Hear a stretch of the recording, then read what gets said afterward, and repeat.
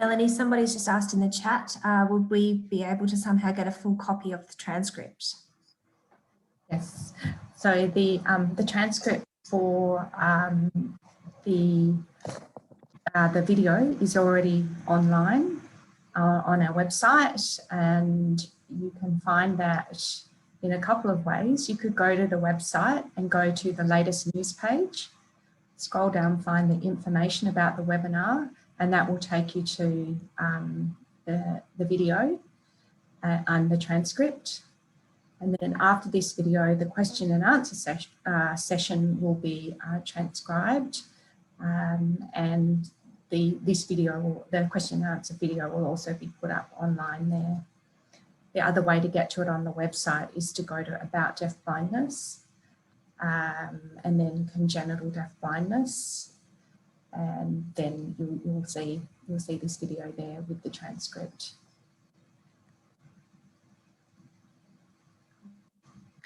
Okay, next question was, why can we not get statistics in Australia?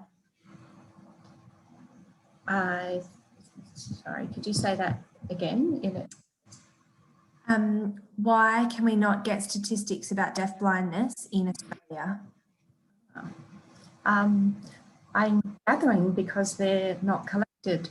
So the data that we do find in journal articles and or across the developed world as well, not only just in Australia, is that they will report on the incidence of hearing impairment in a population. In that same population, they'll also report on the incidence of vision impairment, and might list those as well. But they don't report within that population who has both. And it seems to be an ongoing difficulty. There are registries, so the registry that I referred to is the United States registry, so that would be a funded service to collect that information. We don't have such a service in Australia. We do have something, a vision impairment registry that's voluntary, so it only collects information that people voluntarily donate to it, and might not be a fully representative sample of all cases. Yes, but it's a very, very interesting question, and something that we struggle with all the time, because we're constantly trying to identify deaf blindness in the people that we service. Okay, cool. Next question is, how can we adapt behavioural issues for deaf-blind children? How can we adapt behavioural strategies for deaf-blind children? Yeah. So I'm guessing that you're answering how, when children have displaying concerning behaviours or behaviours where they're at risk, or putting themselves at risk or other people at risk, or property, damaging property, how can we help them with that? I think that's best answered in tomorrow's webinar. And it's not a simple solution, but I guess the core elements are trying to understand how deaf blindness impacts on that person, what it is they're accessing from the world, what information they're gathering from around them, how are we going to communicate with them, and how are we going to develop communication.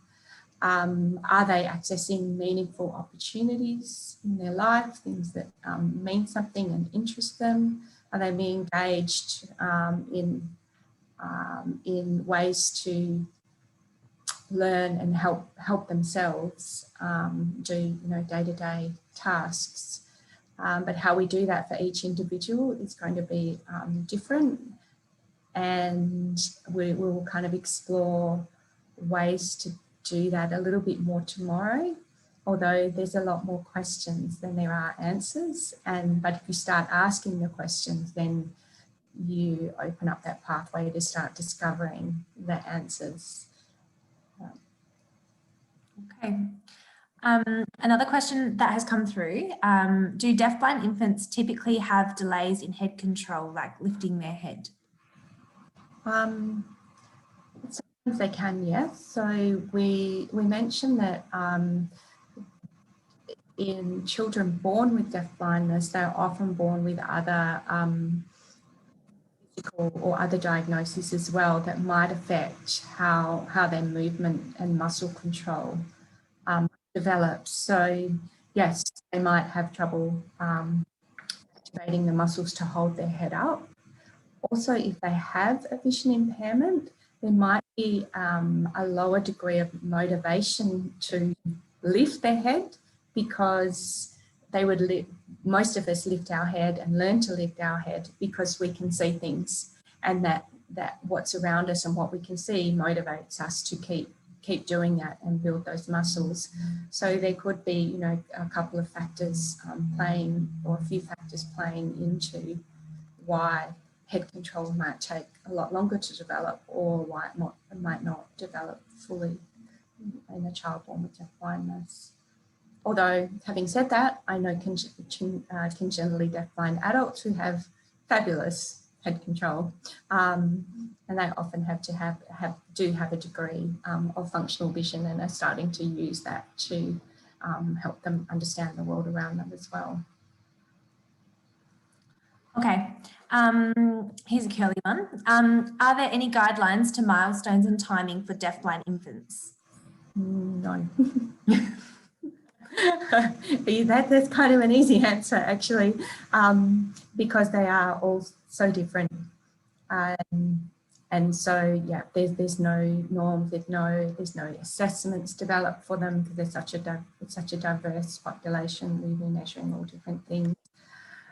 The approach we take in intervention is to look at where they're at and start development, sort of providing opportunities to develop them at that point of where they are currently, and expanding on there. And that might be different for different areas of their life. So they might be very mobile, but might have very limited communication, or they might be very communicative but have quite limited mobility. So we need to look at all the different skills that we're trying to facilitate, and find individual solutions for each person. Can you explain more about the loss of one or more sense being greater than the sum of the parts? Oh, more of that. So I guess this is about, so say you had a vision impairment and you were trying to develop language, for example, then most of that process would probably not be too affected by having a vision impairment, because you could still hear. So you would hear people talking to you and you would develop language that way. So you'd say, okay, well, the effect of the vision impairment is that maybe I can't see things around me so much and I need some help to get around safely, but I can still develop language. Conversely, if you have a hearing impairment or you're deaf, part of the deaf community, then the way that you're going to develop communication is maybe through hearing aid amplification that will help you access and hear sound, or if you're part of the deaf community, then you'll use your vision to develop language, and through learning sign language with visual. So if we add those two things together, and the impact on communication, you can't just add them, because what you're relying on for one sense, you can't use in a compensatory way. So the effect is compounding and like multiplied rather than just added. So the effect of both senses being having some impairment is much, much greater than 1 + 1 added together. Yeah. We look at a little bit more the recommendations in the next webinar about why you actually need a specialty in deaf blindness rather than services that cater for single sensory impairment, or bringing 2 single sensory impairment services in to service someone with deaf blindness, and we explore that a little bit more tomorrow. Okay, there's just been a bit more going on in the chat too. We were talking about if there is a service like RIDVC/NextSense, as it's now called, that students can access and are readily available now that there's more availability for online services. And I think that the question is more about how do we kind of expand the reach of these services using an online platform? Through, I guess, through telehealth options. Yeah. Okay. So for someone with deaf blindness, so I guess you could. Sorry, but deaf blind specific services. Yes. Okay. So do they exist, or is this an avenue to expand them? Is there both questions? Yeah, do they exist? I know that exist? DVC do a lot of work online through telehealth across a few states to try and get the expertise out there. Yeah. And so for deaf blind, so I think they do have children on their caseload, or they do service children with deaf. They don't necessarily advertise it as a deaf-blind specific service, but for deaf and blind children. The way that could work is through a sort of a coaching model, so that the therapist or the service provider is, I guess, observing interactions and experiences of a caregiver with the child or person with deaf blindness, and kind of coaching them to explore different ways of doing things and observing what effect that then has on the child or the child's responses. So potentially telehealth could be quite an effective method for providing services for people that can't access a physical, or that therapists can't access the physical location that the child is in. So that would be a better way to deliver services in the environment that the child spends time in. Taking that child to a clinic means that they're in a really unfamiliar environment and are going to be at a loss in that environment and potentially not be able to demonstrate the skill and development that they have when they're in a familiar environment.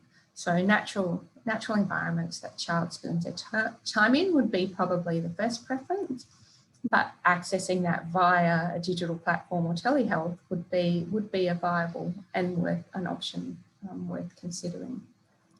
The other question that's come through is sort of where in Australia can you find and access these services? So this might be a good time to chat about the service directory on the website.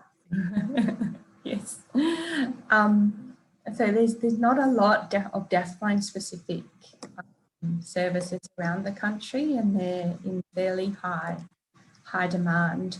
So on our website, we have a services menu, and then you can click on the option to find services, and then there'll be different lists. So there'll be service organisations and advocacy organisations, there will be interpreting and language services, there'll be equipment and technology suppliers are listed there.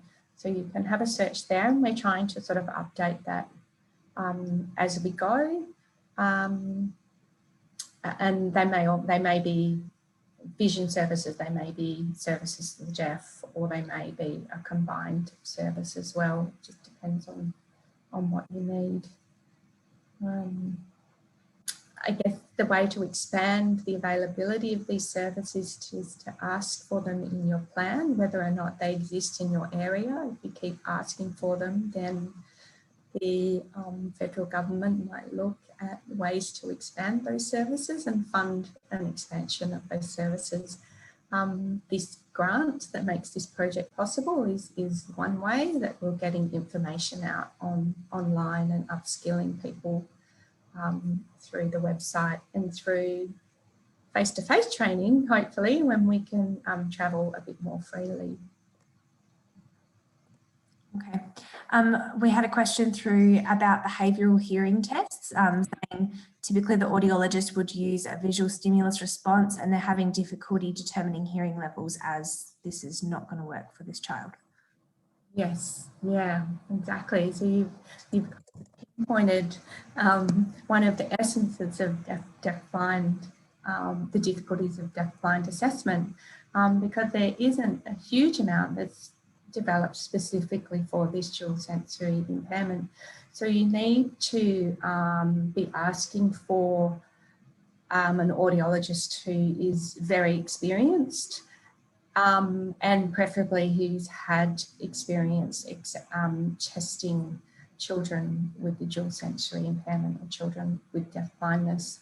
So they're going to be looking at other kind of behavioural responses. So they're not really, they may not be expecting the child to respond to the moving puppet or the flashing light, but they might still use those in case there's some residual vision that the child has that they may perhaps notice lights and could turn to it. But they'll be maybe looking at movements or stilling, so quieting, so being active but then stilling when there's a sound. Looking at chest rate and breathing. So if there's a very, very loud sound that the child can hear, they won't necessarily know that they need to respond to it because they don't see other people respond to sounds. So their own response might be quite internal. So they might be, increased breathing. They might, I always think we should monitor heart rate when we're doing these assessments, but that's just my little theory. And there might be some wriggling or quieting. There might be a turn of the head to try and locate the sound. So if that's the way they might pursue that behavioural approach, but then there are other tests where they measure brain responses as well. In the way that they test infant hearing, they can do that on older children and adults if they can get them to be sort of still, and they will show the brains and brain responses to sound. So they could get a little bit more of an idea, or they might be able to confirm their behavioural responses through that method as well. But you do have to tolerate having little electrodes on your head, and you do have to sort of be able to sit fairly calmly. And some of those you can do while someone's asleep. So you could talk to your doctor or your medical specialist for that sort of referral. Okay, Melanie, we might just pause for a minute so the interpreters can swap and then we'll get going with questions.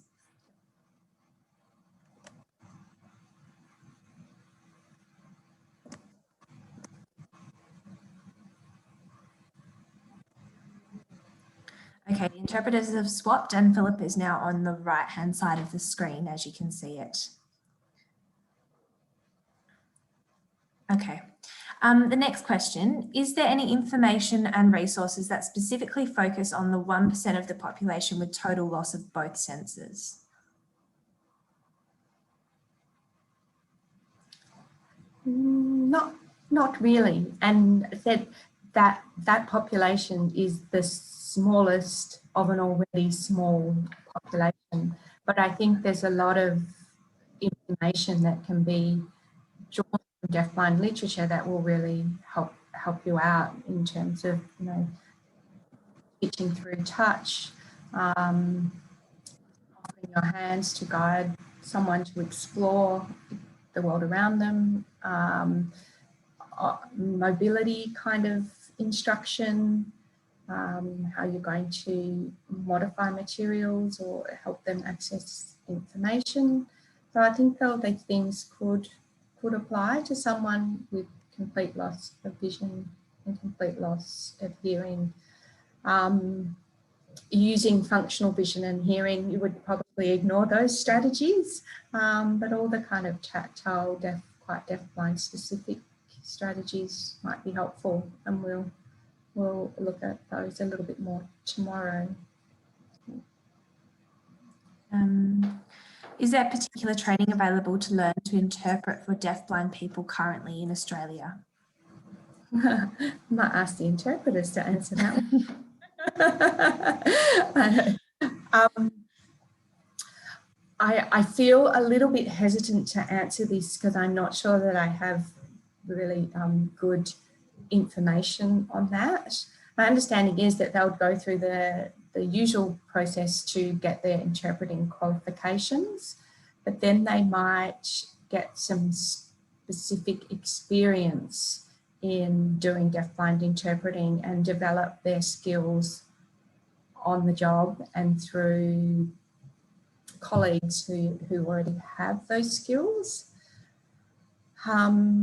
There would be people in our audience who would be able to better answer that. Because I'm often working with children, I'm not working with interpreters quite as much, or their skill or their qualification. Yeah, so one of our audience members said there's not a lot of specific training in this area. It's more on the job training once you've achieved your interpreting qualifications. Okay, another question. Who can we reach out to if we have a student who we suspect may have a vision impairment, who is on the autism spectrum and has a diagnosed hearing loss? Oh, so interesting.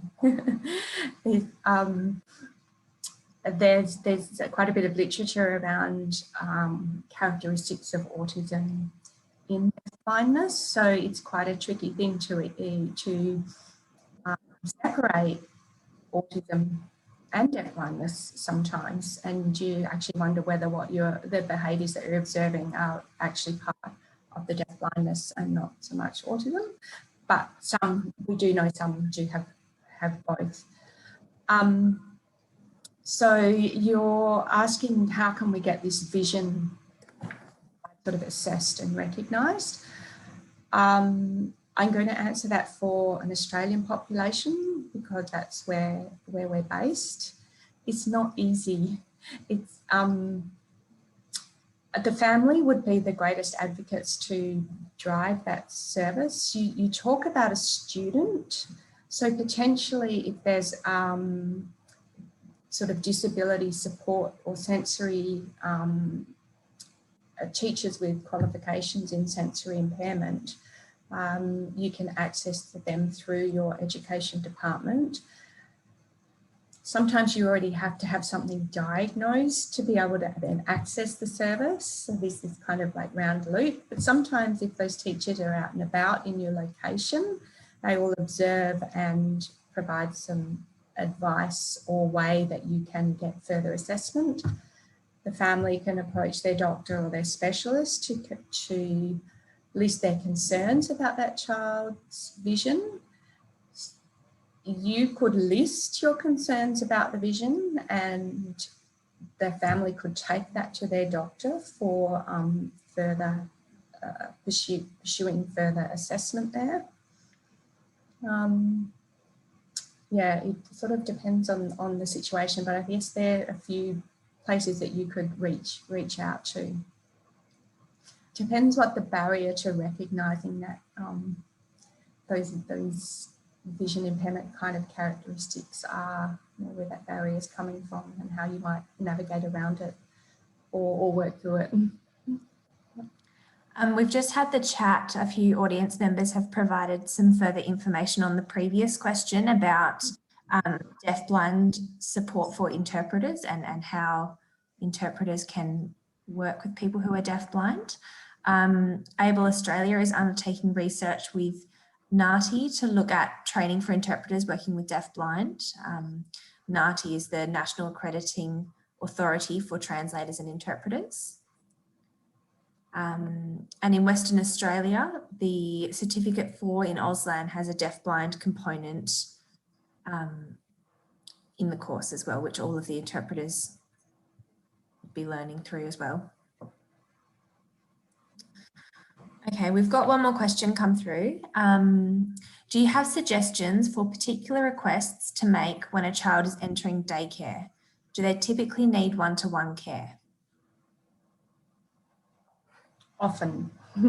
It depends what sort of supportive strategies that they need, but often, particularly if the child is accessing information through touch, and confirming, you know, if they've got residual vision and residual hearing, they still might need to confirm receiving through those senses through touching things.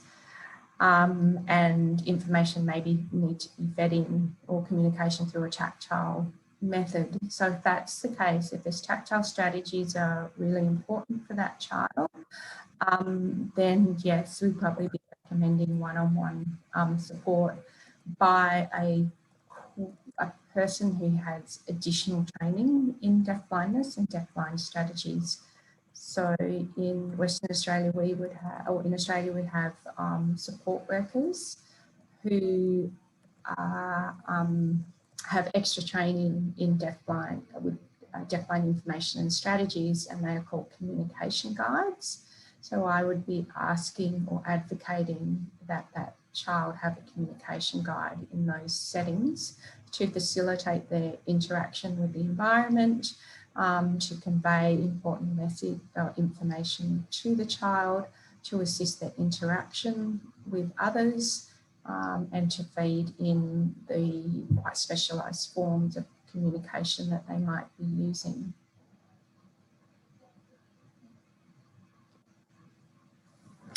Okay, we currently don't have any questions left. If you would like to submit a final question, you can do that now. If you would prefer to use Auslan, please just type in the chat, "I need Auslan," and we can get your video on so you can sign.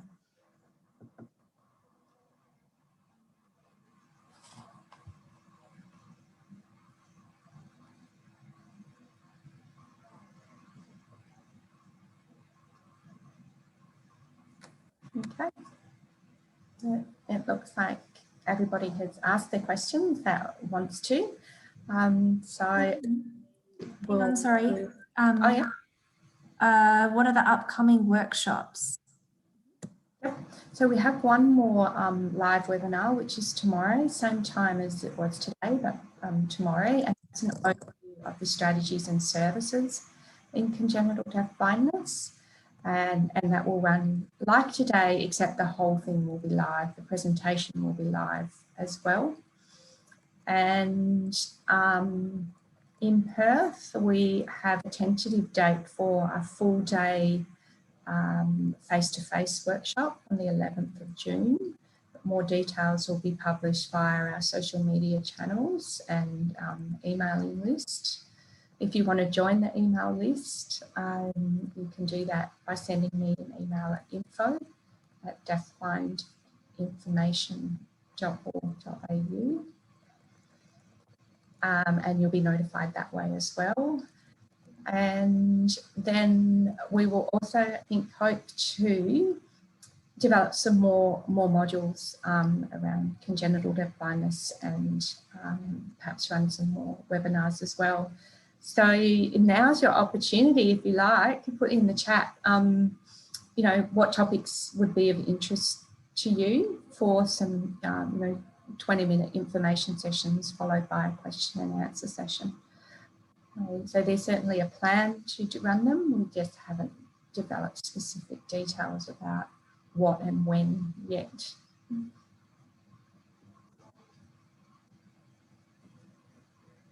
Oh, some cool topics coming through.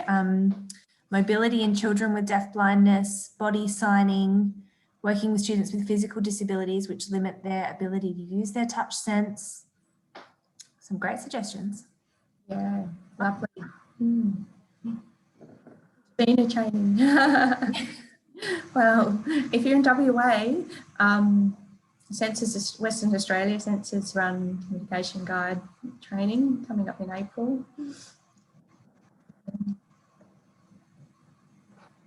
Cool. I think that's about it. Yep, lovely.